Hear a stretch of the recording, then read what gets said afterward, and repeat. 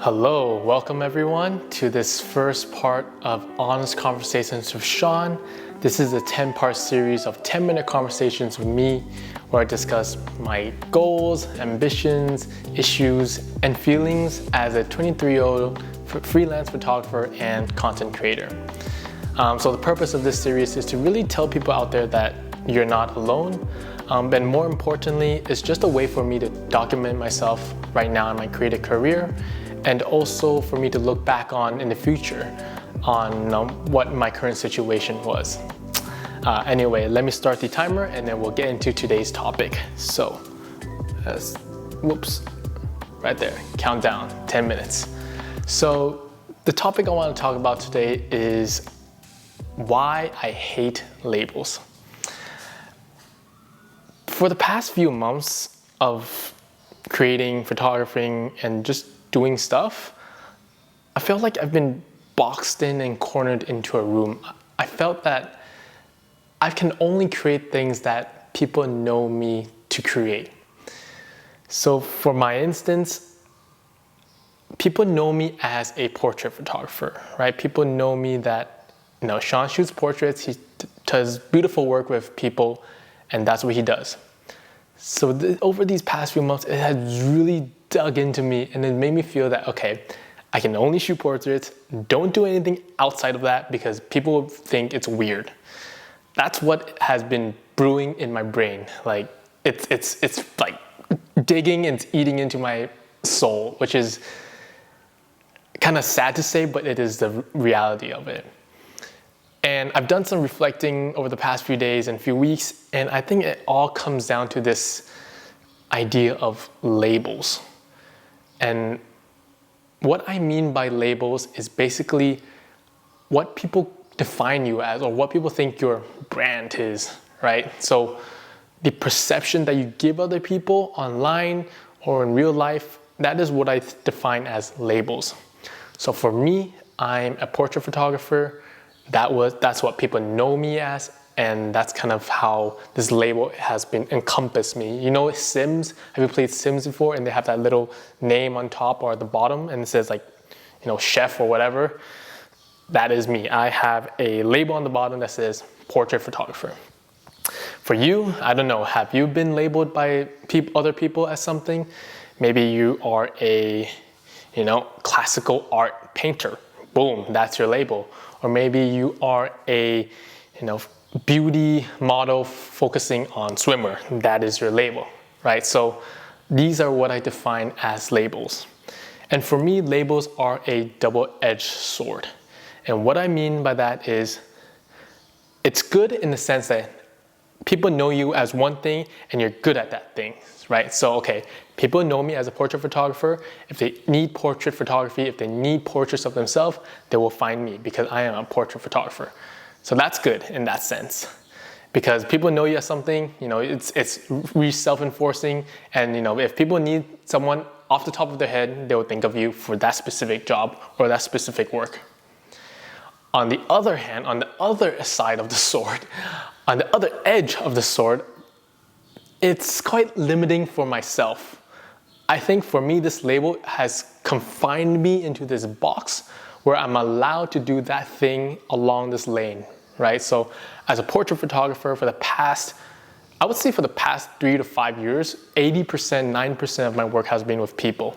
So it's always got to be, okay, let me take some shots of you, at the wedding, or let me take some shots of you for your LinkedIn profile. Let me take some shots of you, with your girlfriend or with your boyfriend. So it all has to do with people, which is awesome. I love people and I'm super grateful for everything that has happened along this creative career.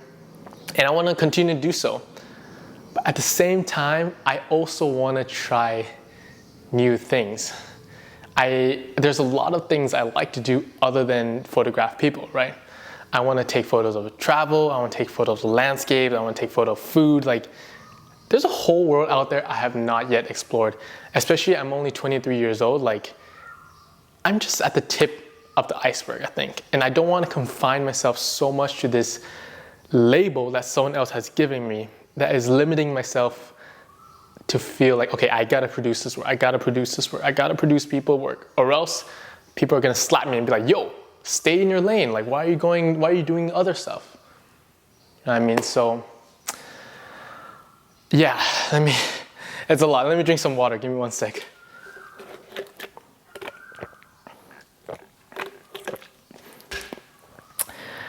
I think it has come to a point where it feels like every time I pick up the camera, I've got to find someone. I got to find someone to shoot, and it's got to be beneficial. I've got to share this online, or else this entire shoot is a waste of time. It has gotten to that point where it's like, I don't even want to pick up my camera. Even if it's like a beautiful day outside, like if I don't have a subject, if I don't have a motive to share this online, I'm not picking up my camera. But that shouldn't be the case. I think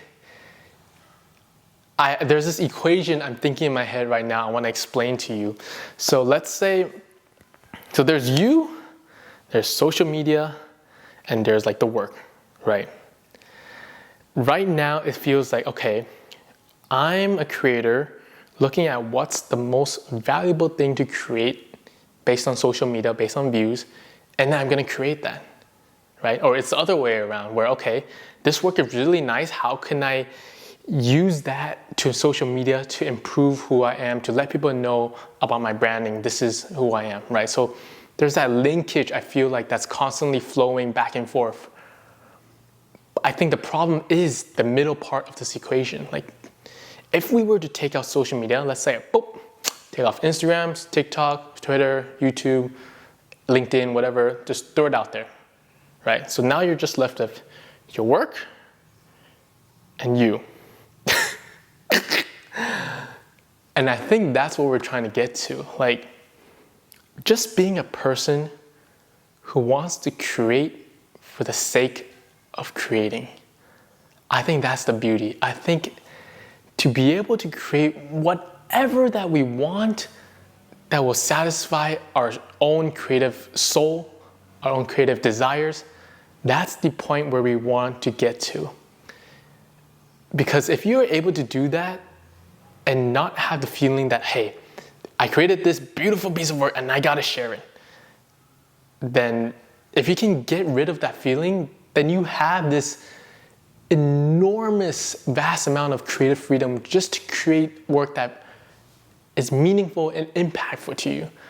I think that's the end goal as being a creator. Like, for me, I just want to be someone who, creates work that I find valuable to myself, that makes me feel like, wow, this work really changed perspective on how I look out into the world. And also, the benefit of it would be this work helped impact other people as well, right? Like, scrap out the social media part. I don't care if this goes viral. I don't care if this gets views. I don't care if people follow me or whatever it is. I don't care. I just want it to be maybe a special moment for a special someone. I just want to be impactful to a specific group of people, but also to myself. Like, to know that this work that I created is meant for me and is meant for you. I mean, that's kind of what I can see my work catering towards too. Yeah, wow, I'm getting sweaty as balls. But okay. Yeah. And another part of kind of overcoming this labeling aspect, I would say I'm viewing my social media as more of a journal, more of a diary where all my photos, all my videos of anything and everything can be shared, or it doesn't have to be shared, but at the end of the day, it's just a journal for me to say, hey guys, look, this is what I created today, and it's like a bunch of fish in the pond. Like, it's what I shot today. It's just a journal to show you guys, hey, this is what I've been up to. And it's less of like, yo, look at my awesome work, hire me right now, this is what I do. Do you know what I mean? So I want to take this more relaxed approach to social media. I want to take this relaxed approach to creating stuff that is just me and is just what I want to create. I know it sounds like I'm complaining. I'm super grateful for everything that's happened in my life. I'm not complaining. I'm just reflecting. I just want some clarity for myself, honestly.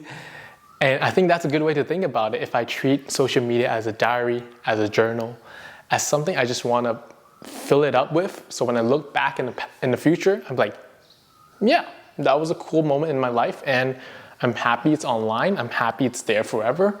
I shot that, I created that, So it's kind of just a way for me to look back on when I go in the future. So yeah, I think that's the gist of kind of why I want to tell you guys this.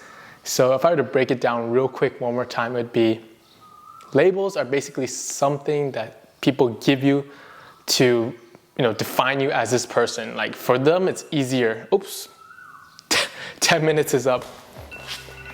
10 minutes is up.